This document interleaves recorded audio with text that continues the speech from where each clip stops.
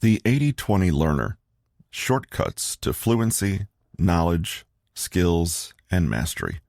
Written by Peter Hollins, narrated by Russell Newton. In 1941, engineer and management consultant Joseph M. Giron became interested in the work of Vilfredo Pareto, an Italian economist and sociologist. Pareto had observed that around 80% of all land in Italy was owned by just 20% of the Italian population. It was Giron who took this observation and really ran with it, though, claiming that most things in life, not just property ownership, have this kind of unequal distribution. He claimed that 80% of any outcome or phenomenon is actually the result of just 20% of the causes. Giron applied this so-called Pareto principle to many different areas, including economics, mathematics, and industry. The principle has since been expanded even further to help describe and prescribe a certain mode of distribution in all matters of business, learning, and personal development. Later in his career, Giron himself would use this principle in many loose and ad hoc ways, describing his principle not so much as a law, but rather a description of a certain distribution, where the vital few and the useful many share unequally in a certain phenomenon. He eventually concluded that we could use this principle to our benefit. For example, we naturally become more efficient if we purposefully focus on the vital 20% instead of the much less vital 80%. Today, the Pareto principle, as it is applied in popular culture, is only distantly related to Pareto's original work, but has come nevertheless to represent an important truth about how we can strategically focus our attention for maximum results, no matter which area we're working in. Thus, it follows that, given unlimited resources, we should prioritize focusing on that 20% of our situation that will give us the most bang for our buck. Of course, the challenge then becomes identifying that 20%. The principle can be applied very concretely to specific issues or to more abstract, overarching concepts. However it's applied, the idea is that by making consistent small efforts in the vital 20%, one can achieve substantial success, whether your goal is mastery of an instrument or a language, personal development, or growing a business. The 80-20 principle is everywhere. Customer service may spend 80% of all their time managing just 20% of customer complaints. 80% of healthcare funds are spent on 20% of people in a population. 80% of a business sales come from 20% of its clients. 80% of people tend to use only 20% of a phone app's features. 20% of software bugs cause 80% of all errors. People wear 20% of their clothes 80% of the time. 20% of the exercises we do have 80% of the impact on our health.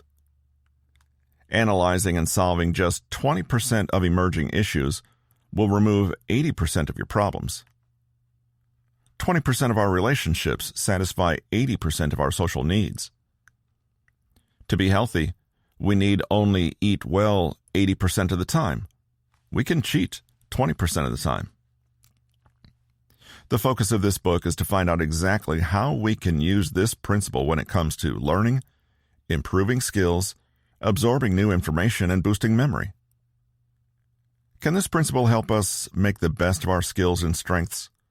Can it improve our focus and help us stay lean, minimal, and on track? Basically, can it help us learn better? The answer is absolutely yes.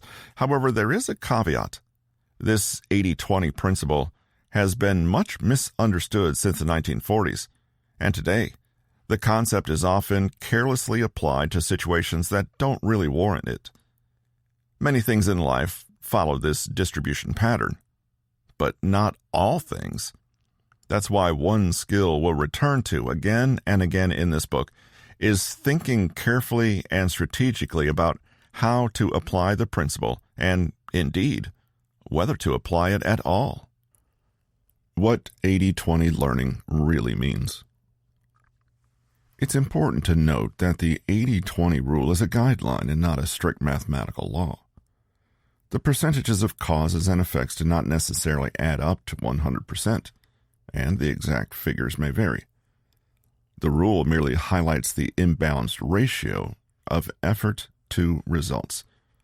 Furthermore, it doesn't mean that the remaining 80% is insignificant or should be ignored. The key is not really to cheat, but rather to find real ways to be more efficient and avoid wasting time on actions that bring only modest satisfaction. The aim is to work smarter rather than harder. Imagine a student trying to work their way through an assignment. They've been asked to read 5 long academic journal articles, but the problem is they have very little time and need to find a way to do it fast. What's the best thing to do? The 80-20 principle might help them decide that hidden in the pages and pages of data is the most important and essential information, let's say around 20% of the total word count. They guess that this info will most likely be contained in the abstracts and concluding paragraphs, and possibly in the figures and diagram. So they read these bits first. Then, if they have the time, they later read the remaining 80%. They've successfully applied the 80-20 principle to make their lives easier, but also work with limited resources, in this case, their time. But consider another student who is trying to do the bare minimum to get the highest grade possible in that course. This student knows that their final grade is what matters, and that this is mostly coming from the score on the final exam. They conclude that since 80% of their results on this course are coming from 20% of the work, i.e., the exam, they should focus exclusively on learning the exam and ignore the practical exercises, student discussions, and additional readings. They do this and earn around a 70% mark on the exam, which is only a B grade, but promptly forget the little they've learned because their entire process has been shallow and rushed. They passed the exam, but so what? They learned little. Is this truly the most productive way to go about things? These two examples show us that the 80-20 principle is a helpful starting point, but it's really about helping us think more clearly about what the most important task is, what our absolute limits are, what our goals are, what our priority is, and what we don't really care about. Essentially, the 80-20 principle is all about cultivating discernment. When we are discerning, we're able to clearly see through noise and distraction and identify the material, actions, choices, issues, or outcomes that are genuinely the most pivotal. It's about focus and deliberation and avoiding waste and error. Remember that originally, Pareto simply observed that land ownership was unequally distributed. However, this doesn't mean that knowing this allowed him to predict who would be rich in the future and who would own land. It also told him nothing of why land was distributed that way or how it might be changed. In other words, his law was purely descriptive. In the same way, knowing that 20% of your products will make you 80% of your total product doesn't magically grant you the power to know which products those will be. In other words, knowing that there are powerful and disproportionate causes doesn't mean you're any better at identifying them. It also doesn't mean you instantly understand how to solve the most impactful problems, even if you can identify them. Sadly, in life, there is no cheat code that can spare us effort and hard work, but we can apply the 80-20 principle, along with other necessary elements. Willingness to constantly observe and update. Progress is iterative and evolves over time. Willingness to pay attention to process rather than just being carried along by default habits. The ability to constantly trim away at waste and excess. the ability to think about our thinking and learn about our learning, i.e., metacognition. The 80-20 rule is powerful, but it needs to be applied intelligently. Studying and learning. When applied to being a student, the principle tells us that a significant portion of your success can be attributed to a smaller portion of your total efforts. For example, roughly 20% of your studying efforts and time may result in 80% of your exam success. The rest of your efforts may have only marginal impact on the outcome. Useful, but not vital. Understanding this principle helps you identify the key inputs that have the most impact and allows you to focus and optimize them.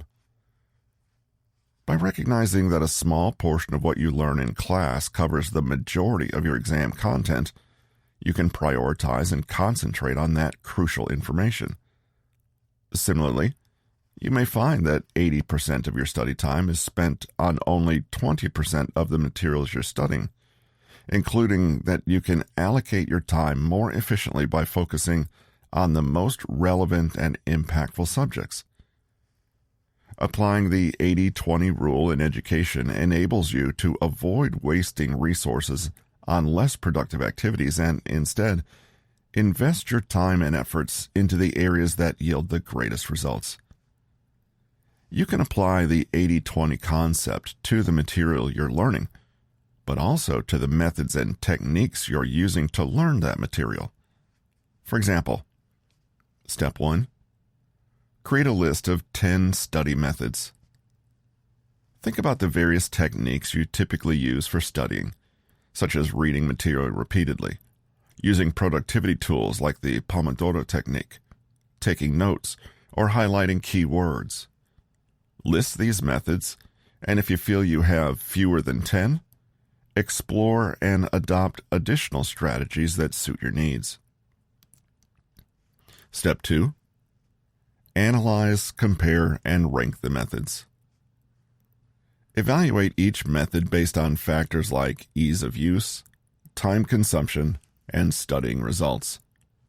Determine which methods provide a better understanding of the material in less time and note them down. Similarly, identify methods that are time-consuming without yielding significant results. After analyzing and comparing, rank the methods based on their effectiveness and efficiency. Step 3. Identify the top 2 methods.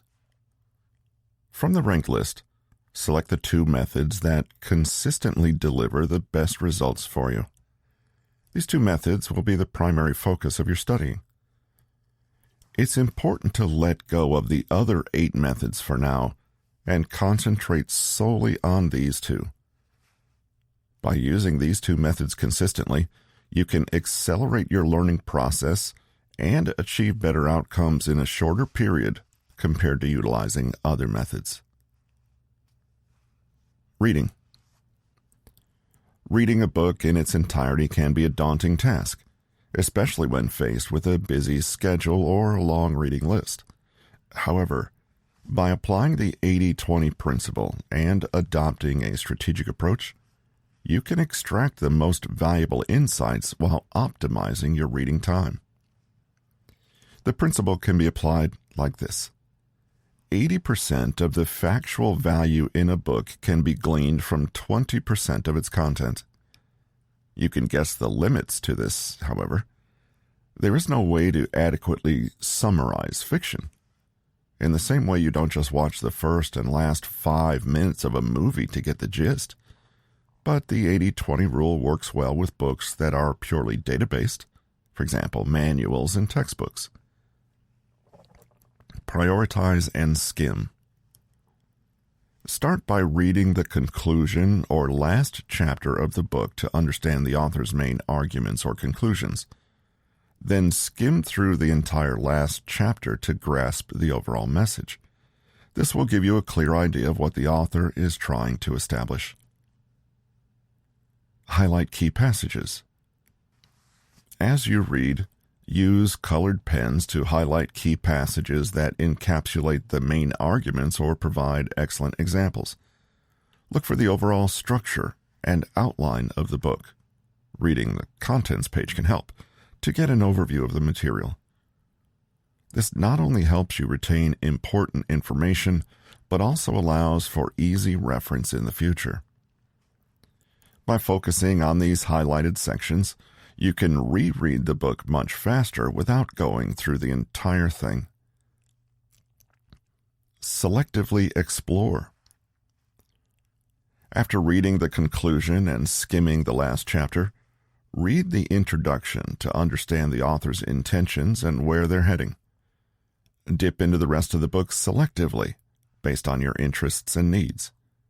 You can choose to read only the chapters relevant to your objectives, such as finding evidence or gathering examples, or you may decide to explore specific chapters that contain original and highly interesting material. This approach allows you to save time and focus on the most valuable parts of the book. It's always worth having a clear understanding of why you're reading a text before you read it. Prepare yourself with some targeted questions to cue more focused reading. Learning languages. The 80-20 approach in language learning allows you to rapidly reach a level where you can effectively communicate and understand crucial concepts without relying on an extensive vocabulary. Any language contains hundreds of thousands of vocabulary words, for example, but a relatively small group of these words gets used the most, approximately 20%. Applying the 80-20 approach to language learning could mean, for example, focusing on a curated list of the most commonly used words first, rather than on more unusual or uncommon aspects of the language. Or if you intend to use the language in a particular setting, for example, work, you may deliberately focus on those phrases that are most likely to help you get things done in your unique job, rather than on random expressions like, "I'd like to buy a postage stamp." Memory. The 80-20 principle can enhance your learning and retention by forcing you to focus on the most important information. In the context of memory, the principle suggests that a significant portion of the information we encounter is trivial or irrelevant detail. In contrast, a smaller portion holds the key to understanding and retention. By identifying and prioritizing this vital information, we can optimize our memory capacity and cognitive resources. Identify the most important information by prioritizing the crucial facts, figures, and concepts that you need to learn. It's even better if you can identify unifying principles behind these smaller facts. For example, if you're studying history, prioritize the most significant events, influential figures, and key dates that have had a major impact. Use visuals to synthesize information in one place. It's far easier to remember a single data-rich diagram than it is to remember pages and pages of low-density written information. The key is to be organized. Break down the information into smaller chunks and organize them in a way that makes sense to you. Utilize mnemonic devices, acronyms, and mind maps. For example, when memorizing a list of items, create a mind map by associating each item with a visual image or connecting them through a story. More on this technique later. The visualization and storytelling techniques will help you remember the items in a structured and memorable way. This has been the 80-20 Learner, Shortcuts to Fluency, Knowledge, Skills, and Mastery, written by Peter Hollins, narrated by Russell Newton. Copyright 2023 by Peter Hollins. Production copyright by Peter Hollins.